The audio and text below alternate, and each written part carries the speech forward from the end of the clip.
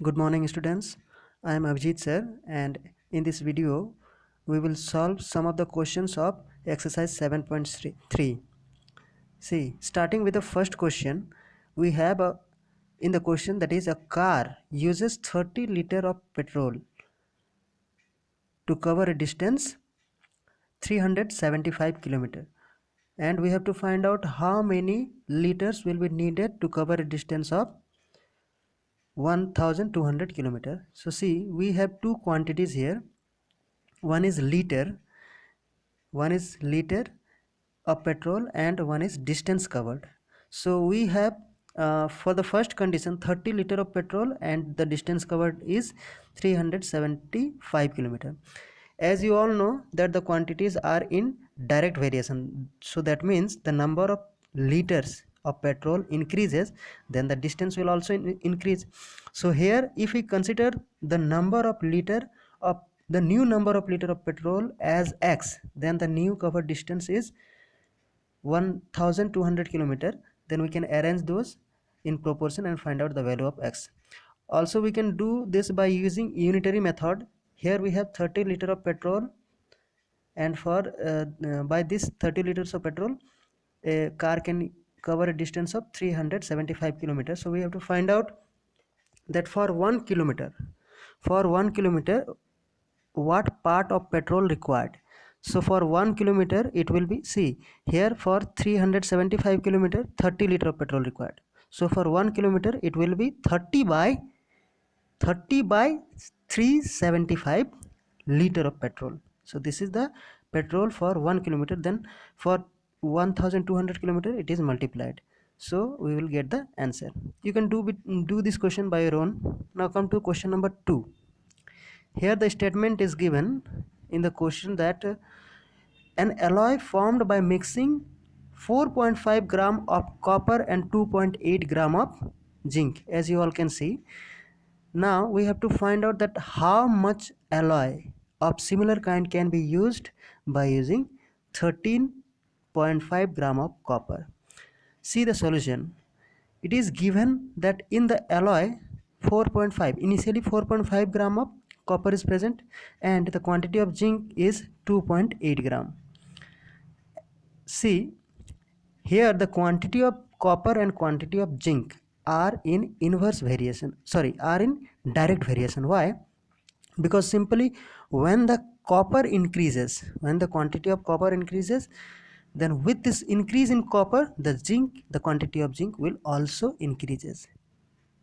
So we can consider here copper increases up to, see, this copper is increases up to the new value 13.5 gram. As the quantity of copper, see, it is the statement given here, quantity of copper increases, the quantity of zinc also increases, so those are in direct variation. So the copper increases up to 13.5 gram. Now the zinc will increase up to, suppose we consider here as x gram. Now we all know in direct variation, when we divide the two quantities we will get the same values. So that means for the second condition we have x gram of zinc and 13.5 gram of copper, and for the first value we have 4.5 gram of zinc and 2.8 gram of 4.8 gram of copper and 2.8 gram of zinc. So you can easily arrange those in this way and find out the value of x. After solving you will get the value of x, that is the quantity of zinc as 8.4 gram, the new quantity of zinc it is, and the new quantity of copper is given as 13.5 gram. Now come to the question. See, here in the question it is written that how much alloy, that means the total quantity of alloy is required, the new total quantity of alloy. So let's come to the last point. Here we have the new quantity of zinc as 8.4 gram and new quantity of copper, as you all know, 13.5 gram. So if those are added we will get the total quantity of, the new total quantity of alloy is 21.9 gram is the answer. So we can solve this math in a different way. We have the second method. See, here we can start with the given quantity of alloy as initially it is 4.5 copper and 2.8 zinc. So total quantity of alloy initially becomes 7.3 gram. Now again those are in inverse variation. See, as the total quantity of the alloy increases, then the quantity of copper will also increases because copper is present in the alloy. So those two quantities are in direct variation. Now if the quantity of copper, new quantity of copper is given 13.5 gram, and we consider X as the new quantity of alloy. Here X is the new quantity of alloy. I am telling there is no any here we are not dealing with the quantity of zinc.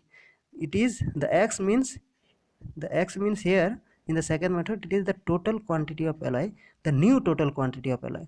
Now as those are in direct variation, so there if we divide those we will get the same constant. So this is the new quantity of total alloy X, and this is the new quantity of copper, that is 13.5. so initially we have the total quantity. See, initially we have total quantity 77.3 and copper 4.5. so this ratio, initial value of the total quantity and initially copper is, so those are arranged like this, and we can solve for X.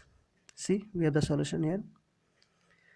See, this X becomes, that is the total quantity, the new total quantity of alloy is 21.9 gram is the answer. Now come to the third question and fourth question. See, for the question 3 I will give you hint at the last after solving question number 4. See first question number 4, the solution. It is given that, first read the question. In a hostel has enough food for 105 children, 115 children, and it is for 88 days. Now after 1 week 20 more children join the hostel, and we have to find out the remaining food will last up to how many days. See, we start with the given number of children in the hostel initially, so it is given as 115. Now the number of days is given up to which the food will last is 88.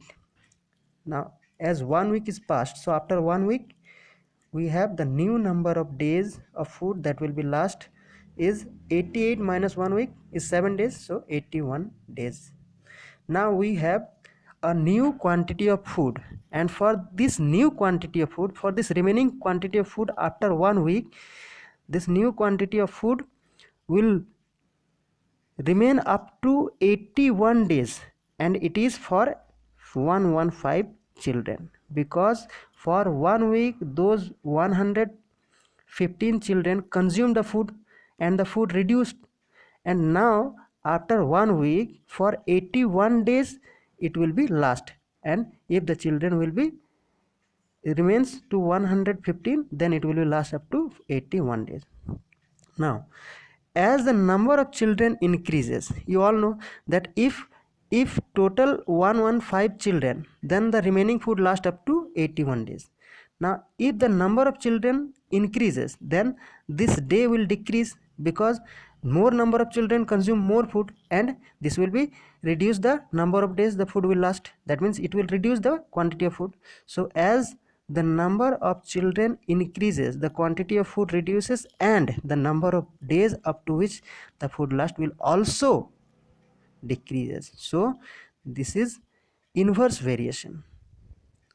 Now if we have the new number of children is 20 added, 115 plus 20 is equal to 135 is the new number of children. So that means number of children which is initially 115, now it is increased up to 135. So this 81 days up to which the remaining food will last is now reduced. So now we consider let the new number of days up to which the food will last for 135 days is equal to X. Sorry, 135 students actually. Now I will read it once again. See, here we consider the number of days up to which the food will last for the increased, that means 135 student is equal to X we consider here. Now as this one we have now the quantities like x as the number of children and this 135 as the number of children and this x as the number of days. We have initial value this 81 as the number of days and this 115 as the number of children. So those are in inverse variation, that means their product will be same. So see here, this number of days is multiplied with the number of children, so x into 35. Initially we have 81 days and 115 children, so it is multiplied. Then we can solve for x, see, and we will get the value after solving for x is 69 days. The required number of days is 69. So this is the answer. Now we have one more method for the same question. See here we have start with after 1 week the number of days is equal to 81, as you all know. So the food for food not yeah so for 115 children the food will last up to 81 days. It is that we found, because initially the number of children is 115 and after 1 week whatever the remaining food left it will be last up to 81 days. So for now we have the revised data 115 children and the food last up to 81 days. Now the number of children and the quantity of food are in inverse variation. See, the number of children and the quantity of food are in inverse variation. So for one children the food lasts up to, here for 115 children the food lasts up to 81 days, and if we consider one children in the place of 115 children then the food will be 115 times, that means 115 into 81 days. So for one children the food will be this 115 into 81, that means 81 into 115 days. Now new number of children, it is increased by 20, so we have new number of children is 135. So for 135 children the same amount of food the same amount of food will last up to 81 into 115 by 135 days. So after solving we will get the value 69. I think you all understand this. And now we have the hint for question number 3. See, if we come to question number 3, in summer camp there is a provision of shops for 45 students for 30 days. How many students will the same shop last for 27 days? So that means here the number of days and number of students are in inverse variation, so you can solve it by your own. You have the hint, that is the number of students and the number of days or quantity of shop, it is not food, it is shop, are in inverse variation. So you can solve for question number 3. Now come to the next question. Question number 5 and question number 6. See, we have here question number 5, and for question number 5 you will get the hint at the end. Now we are solving question number 6. See, the question is given here, for 27 student 190 liter of milk is sufficient for 22 days. For how many students it will last, it is given that 105 liter of milk be sufficient for 35 days. So here we have three quantities. Let's see the solution here. We have the given quantity of milk as initially 198 liter, and it is given that the number of days it will be last is 22. So now we can calculate by using unitary method that the milk consumed in one day. See, 198 liter of milk consumed in 22 days. So milk consumed in one day is equal to 198 by 22 is equal to 9 liter. So as here the milk consumed by one day is again by 27 students. See, starting with the first point, we are considering for the 27 students. So the quantity of milk consumed for one day we will get 9 liter, and this 9 liter will be for 27 students for one day it is. Now we have the statement here. You can easily understand that if 9 liter of petrol consumed by 27 students in one day, that we have found here. Now then 1 liter of milk, if we calculate, then 1 liter of milk can be consumed by, we can use the unitary method here. So 27 students can consume 9 liter of milk in a day. So 1 liter of, see, 1 liter of milk can consumed by 27 by 9, because 9 liter is given here for 27 students. So for 1 liter it will be 27 by 9, it is equal to 3 students in a day. So now we have the information that 1 liter of 1 liter of milk is consumed by 3 students in one day. Remember this data. Now we have the new quantity. New quantity of milk is given 105 liter, and the number of days up to which the milk lasts is 35 days. We have to find out the number of children, so we go in the same way, that is how much milk is consumed in a day.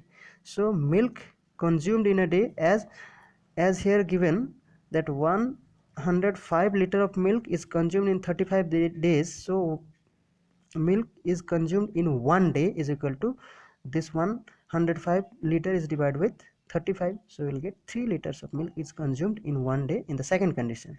So for one day 3 liter of milk is consumed. Now see, we have the information that 1 liter of milk is consumed by 3 students, as we found here initially. So this is the data for one day. 1 liter of milk consumed by 3 students. See, here it is given 1 liter of milk can be consumed by 3 students. Now 3 liter of milk is consumed by, as 1 liter of milk is consumed by 3 students, so 3 liter of milk is 3 into 3, that is 9 students for one day. Now as you here you may confuse that it is given that for 35 days, so there is no any confusion, because we are finding the value of 9 students as answer. When we consider 3 liters of milk, then we will consider for one day.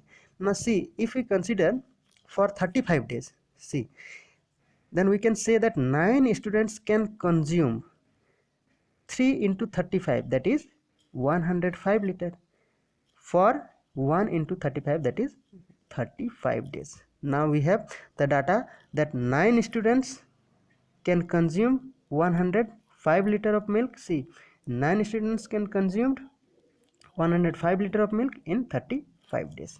This is the answer we have. So we have the answer, exact answer is 9 students. Now we have one more method for the same math. See, here we have the number of students and the number of days are in inverse variation, and both the numbers are in direct variation with the liter of petrol. See, as you all know that number of students increases and there is a decrease in number of days, so those are in inverse variation. But as the liter of milk increases, see, if we consider about the liter of milk, so if the liter of milk increases, the number of students will also increase. And if we think about, if the liter of milk increases, then the number of days will be increased. So those are in direct variation with liter of milk. Now see, we write all the data, that is 198 liter of milk is sufficient for 22 days for 27 students. Now the new data is given 105 liter of milk is sufficient for 35 days for X students. It is considered that X number of students is. So as we all know that product of the varying data, like here we have the varying data, number of student and days. So X is the number of student and 35 is the number of days. For the first condition, 27 is the number of student and 22 is the number of days, so those are equal. And as those two are in direct variation with the quantity of milk, so this product, see, this product is divided with 105, that is the quantity of milk. Again the same product is divided with 198, which is the quantity of milk initially we have. Now we can solve for x and we'll get the answer 9. So this is the answer for question number 6. We have a hint for question number 5 here. You can see this is here distance equal to speed into time. We have the question, we have in the question speed and time, and the product of speed and time distance which always be constant. If the product is constant, that means those are in direct inverse variation. So you have to know that the distance is remains constant, and you can solve question number 5 by your own. So thank you class. Do question number 6, 7, 7, 8 and 9 by your own. Thank you.